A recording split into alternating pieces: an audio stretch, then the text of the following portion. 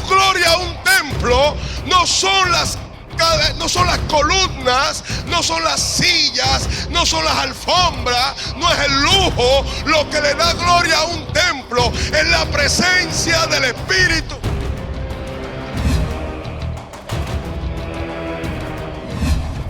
Nunca menosprecie lo pequeño, si lo pequeño viene de Dios. Dios no necesita gente con una gran fe. Dios necesita hombres y mujeres que tengan una fe pequeña en un Dios grande.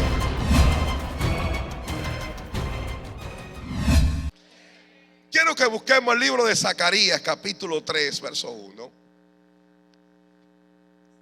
Zacarías, capítulo 3, verso 1. Zacarías profetizó más o menos en el año 518 antes de Jesús.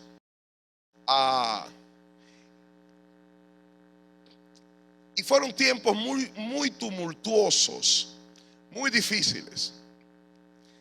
Zacarías tiene una visión y escribió el capítulo 3 de su libro y dice: me mostró al sumo sacerdote Josué, el cual estaba delante del ángel de Jehová, y Satanás estaba a su mano derecha para acusarle. Y dijo Jehová a Satanás: Jehová te reprenda, oh Satanás. ¿Quién fue que le dijo? ¿Y quién era que estaba a la derecha? ¿Y quién estaba a la izquierda? El ángel de Jehová. ¿Qué personifica el ángel de Jehová? ¿A quién? A Cristo. Lo que llamamos cristofanía, ¿no? Como Jesús no había nacido todavía, es la cristofanía de Jesús. Jehová te reprenda, oh Satanás. Jehová que ha escogido a Jerusalén te reprenda. ¿No es este un tizón arrebatado del incendio? Diga al que está a su lado: no eres tú un tizón. Dígaselo a su marido, amada. No eres tú un tizón arrebatado del incendio. No eres tú un tizón arrebatado del incendio. ¿Quién, si fuiste arrebatado, quién te arrebató? No eres tú un tizón arrebatado del incendio. No lo eres, no lo eres. Diga al que está a su lado, pero dígalo con autoridad: no eres tú un tizón arrebatado del incendio. ¿Quién lo está diciendo? No es cualquiera, es el mismo Dios, es Jesucristo.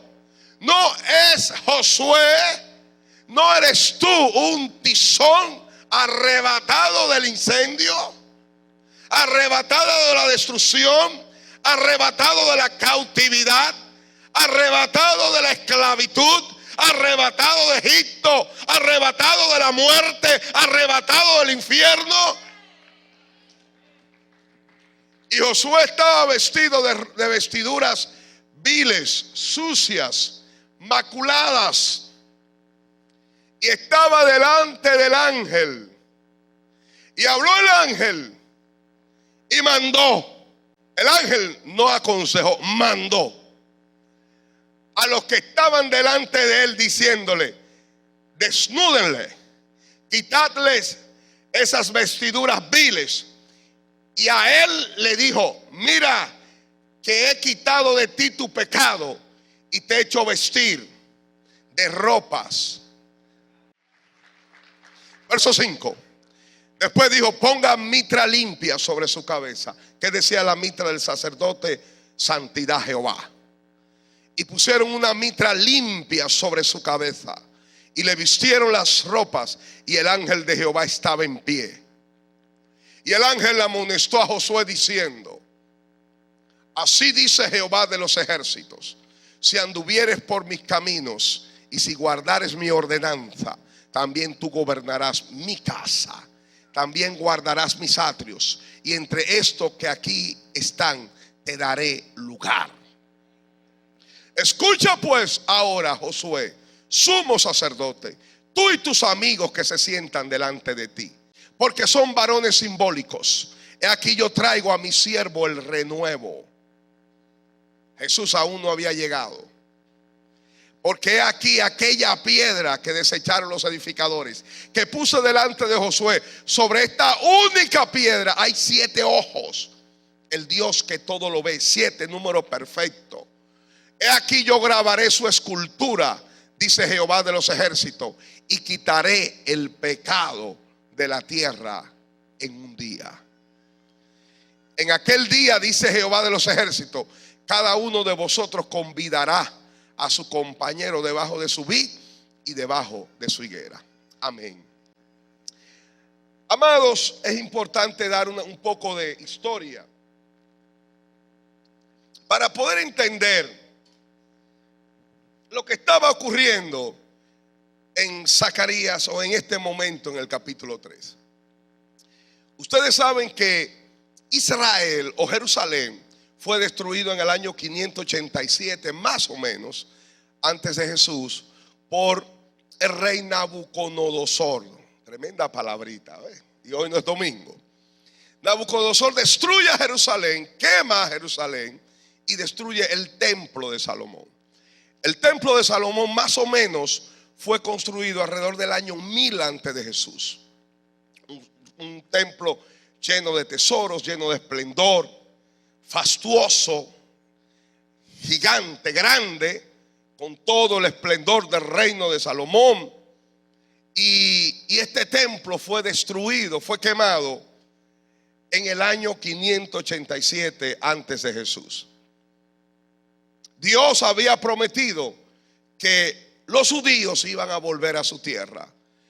Se cumplió en el año 538 antes de Jesús, cuando el rey Ciro lanza el edicto permitiéndole a los judíos volver a su tierra.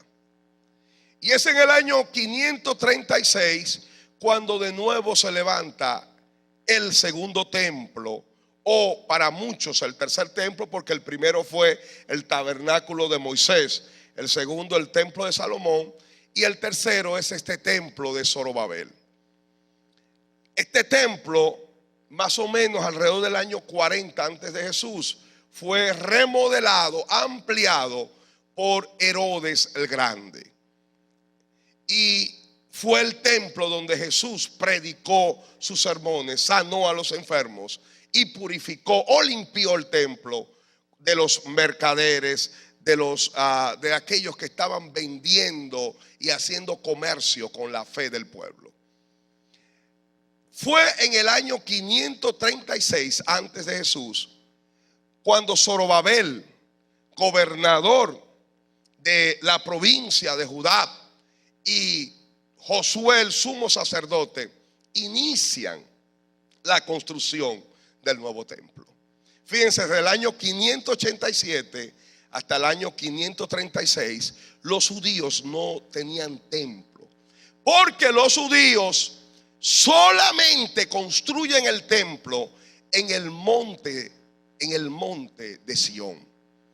Hoy la religión judía tiene sinagoga, pero no tiene templo. ¿Cuántos están entendiendo?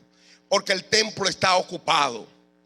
Ellos tienen la ordenanza que solamente en ese lugar se puede construir el templo. Para los judíos, el templo tiene una importancia magnánima. El templo es el lugar del contacto de Dios con su pueblo. Por lo tanto, ellos empiezan la construcción en el año 536. Zorobabel, gobernador de los judíos de Jerusalén, y el sumo sacerdote Josué empiezan la construcción. La palabra de Dios nos habla en Esdras que en el año 536 se echaron los cimientos. Y cuando se echaron los cimientos, dice que los más ancianos, al comparar el tamaño del nuevo templo con el templo de Salomón, empezaron a llorar y empezaron a gritar y empezaron a lamentarse. Pero los jóvenes que no habían conocido el templo de Salomón, empezaron a gritar de júbilo. Y dice que se confundían los gritos de dolor de las exclamaciones de júbilo. Y no se sabía quién estaba llorando y quién estaba celebrando. Los viejos lloraban y los jóvenes celebraban. Y a ese día se le llamó el día de las pequeñeces. ¿Por qué? Porque cuando los viejos vieron los cimientos y al ver los cimientos entendían que el templo iba a ser muy pequeño, muy chico, menospreciaron el nuevo templo y empezaron a llorar por el viejo templo.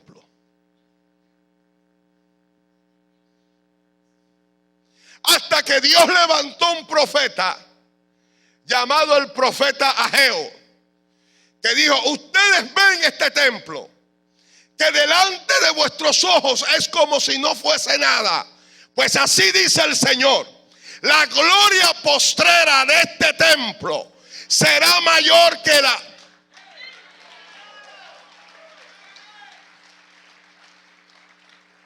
Este templo tiene gloria porque fue el templo que recibió a Jesús.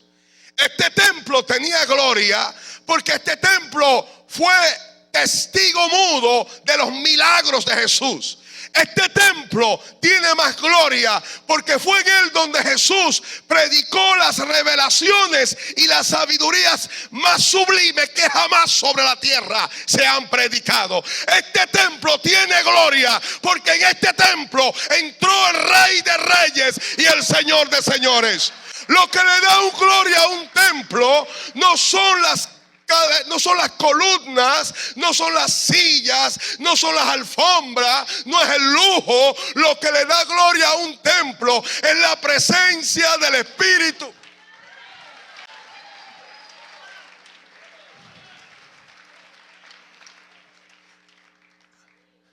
Nunca menosprecie lo pequeño si lo pequeño viene de Dios.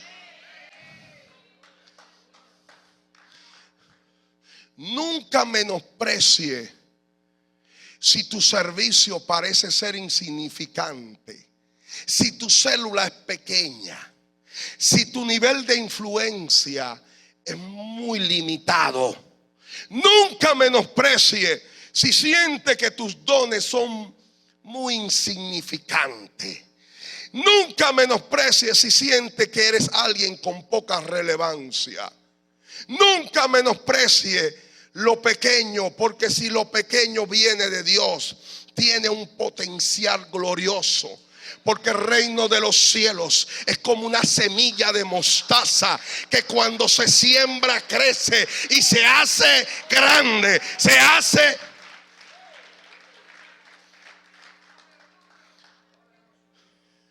Hay gente que te menosprecia porque eres pequeño. Hay gente que no cree en ti porque eres pequeño. Hay gente que no apuesta nada por ti porque te ves poca cosa. Cuando empezamos en la Plaza Alejo, el doctor sabe, habían gente que nos daban 3 meses porque éramos pequeños. Pero yo quiero decir que lo que es pequeño para el hombre puede ser grande para Dios. Dios no necesita mucha gente. Dios no necesita gente con una gran fe. Dios necesita hombres y mujeres que tengan una fe pequeña en un Dios grande. Hay gente que menosprecia la pequeñez. Hay gente que menosprecia los inicios incipientes. Hay gente que te menosprecia y te rechaza. Y dice, él no va a hacer, él no lo va a lograr. Pero lo que no saben y lo que la gente no entiende es que si Dios está por nosotros, ¿quién?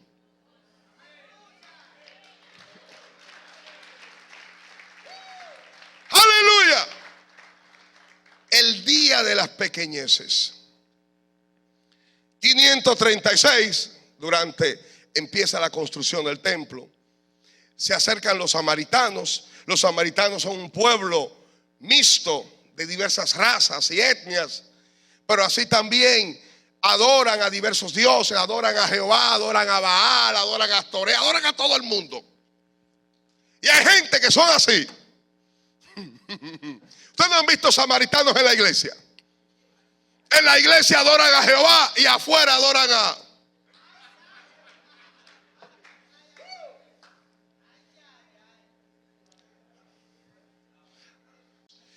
Aquel que sirve solo a Jehová no se postra ni delante de Baal, ni delante de la codicia, ni delante de la vanagloria del mundo.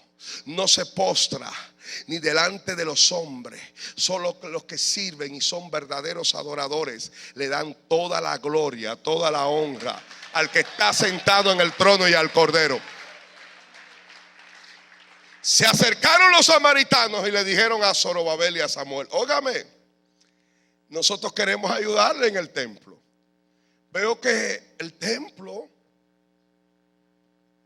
es bonito, vamos a ayudarle. Y le dijo Zorobabel y Josué: no nos conviene a nosotros edificar con ustedes. Diga al que está a su lado: no nos conviene edificar con los samaritanos. Porque es que usted está buscando la gloria de Jesús y ellos están buscando la gloria de ellos. Usted quiere que Cristo sea visto y ellos quieren ser vistos ellos. Es que no nos conviene edificar con samaritanos. Diga: no nos conviene. No con todo el mundo se sale a la guerra. No con todo el mundo se pelea la batalla de Jehová. No con todo el mundo. No con todo el mundo se edifica. Porque si en una edificación hay mixtura de motivaciones, no agrada a Dios. El problema era que aceptar a los samaritanos era expulsarlo, desterrar al Señor. Y prefiero edificar solo o con 2 o 3, pero con Dios a mi lado, que por tener una multitud quedarme solo sin la presencia de Dios. No nos conviene. En estos tiempos nosotros no construimos o no estamos abocados en nuestra conceptualización espiritual en lo que llamamos la construcción del templo. El templo es la iglesia misma. El templo no solo, esto se llama un local. Diga: este lugar es un local. El templo somos nosotros. Nosotros, al igual que Josué y al igual que Zorobabel, somos edificadores de templo. Cuando usted sirve, cuando usted predica, cuando usted sirve en la iglesia, tiene un ministerio, restaura, levanta, ora, intercede, ayuda, usted es un edificador del templo. Porque edificar el templo en estos tiempos no es poner paredes, no es pintar paredes, no es colocar columnas. Edificar el templo es levantar mediante la predicación, mediante la restauración, mediante la exhortación, mediante la misericordia, mediante el servicio, el templo del Señor. Cuando usted está predicando el evangelio y usted trae almas a los pies de Jesús y Dios lo usa para discipular, para restaurar, usted, al igual que Josué y al igual que Zorobabel, es un edificador del templo. El templo no son paredes, el templo no son techos, el templo son ustedes. Nosotros somos el templo del Espíritu Santo. Tenemos que entender esta verdad para poder aplicar, contemporizar lo que estamos predicando. Ellos eran constructores del templo. Y le dijeron a los samaritanos: no nos conviene edificar con ustedes. Los samaritanos van donde el rey de Persia, apelan y empiezan a criticar y a acusar a los judíos, diciéndoles que era un pueblo rebelde, que no les conviene al imperio permitir que el templo y que los muros sean levantados. Y el emperador Artajerjes en ese tiempo, dice el libro de Esdras, envía una orden y detienen la construcción. Desde el año 535 hasta el año 520, 15 años estuvo los cimientos establecidos, pero paralizados. ¿Por qué Dios permitió que por 15 años el templo estuviese paralizado? ¿Quiere que le dé mi opinión personal? Yo creo, eso es mi opinión, no lo dice la Biblia, que Dios permitió que los viejos se murieran para que los que gritan se vayan y los que celebran.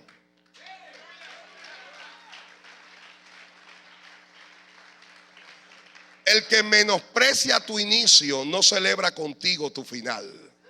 El que menosprecia tu inicio no celebra contigo tu final.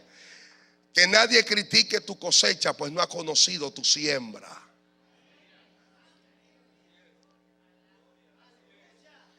Esa es mi opinión personal. ¿Por qué Dios permitió? Dios tenía el poder de impedir que se paralizara la construcción, pero Dios permitió en su soberanía que por 15 años, algunos dicen 10, otros dicen 15 años, la construcción del templo fuera paralizada. En el libro de Ageo, capítulo 1, verso 14, un tizón arrebatado del incendio. En el año 520, antes de Jesús, y despertó Jehová el espíritu de Zorobabel, hijo de Salatiel, gobernador de Judá, y el espíritu de Josué, hijo de Josadat, sumo sacerdote, y el espíritu de todo el resto del pueblo, y vinieron, y trabajaron en la casa de Jehová de los ejércitos, su Dios. Hay un momento donde Dios va a despertar los espíritus. Hay un momento donde Dios mismo va a enviar su Espíritu Santo y va a poner en cada uno de nosotros hambre por predicar la palabra, hambre por rescatar a los perdidos, hambre por levantar, hambre por rescatar, hambre. Despertó el Espíritu. Yo declaro que en esta noche Dios despierta a los espíritus. Yo declaro, aleluya, que Dios despierta el cuidado.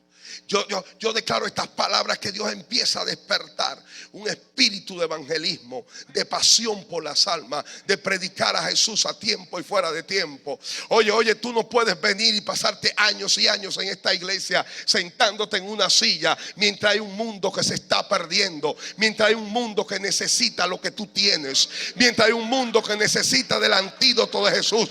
Tú no te puedes quedar aquí sentado. Hoy yo declaro que Jehová levanta los espíritus. Hoy yo declaro que Jehová levanta los espíritus. Aquí hay gente que son rescatadores de almas. Aquí hay personas que van a ser convertidas en pescadores de almas para Cristo.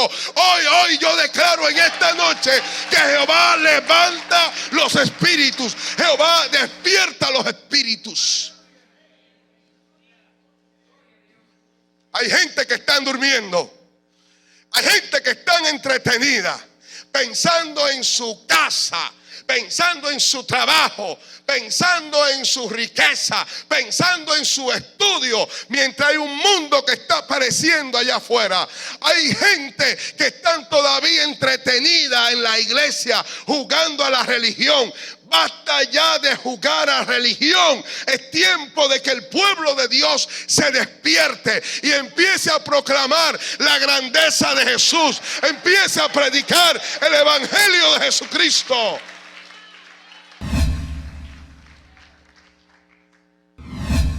Yo soy